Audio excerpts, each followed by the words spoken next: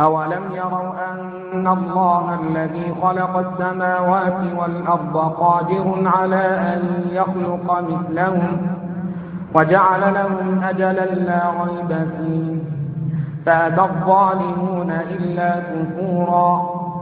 قل لو أنتم تملكون خزائن رحمة ربي إذا لأمسكتم خشية الإنفاق وكان الإنسان قتورا. ولقد آتينا موسى 9 آيات بينات فاسأل بني إسرائيل إذ جاءهم فقال لهم فرعون إني لأظنك يا موسى مسحورا. قال لقد علمت ما أنزل هؤلاء إلا رب السماوات والأرض بصائر وإني لأظنك يا فرعون مثبورا. فأراد أن يستفزهم من الأرض فأغرقناه ومن معه جميعا.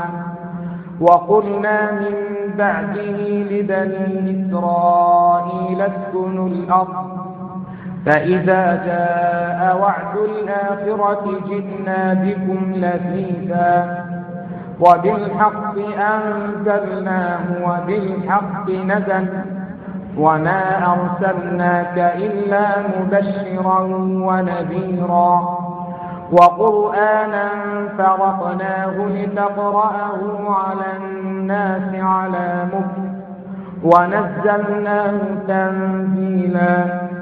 قل آمنوا به أو لا تؤمنوا إن الذين أوتوا العلم من قبله إذا يتلى عليهم يخرون للأذقان سجدا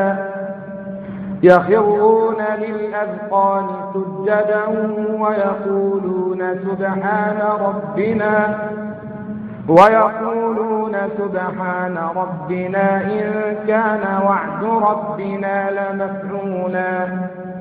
ويخرون للأذقان يبكون ويزيدهم خشوعا. قل ادعوا الله أو ادعوا الرحمن أيما تدعوا فله الأسماء الحسنى ولا تجهر بصلاتك ولا تخافت بها وابتغ بين ذلك سبيلا. وقل الحمد لله الذي لم يتخذ ولدا ولم يكن له شريك في الملك ولم يكن له ولي من الذل وكبره تكبيرا.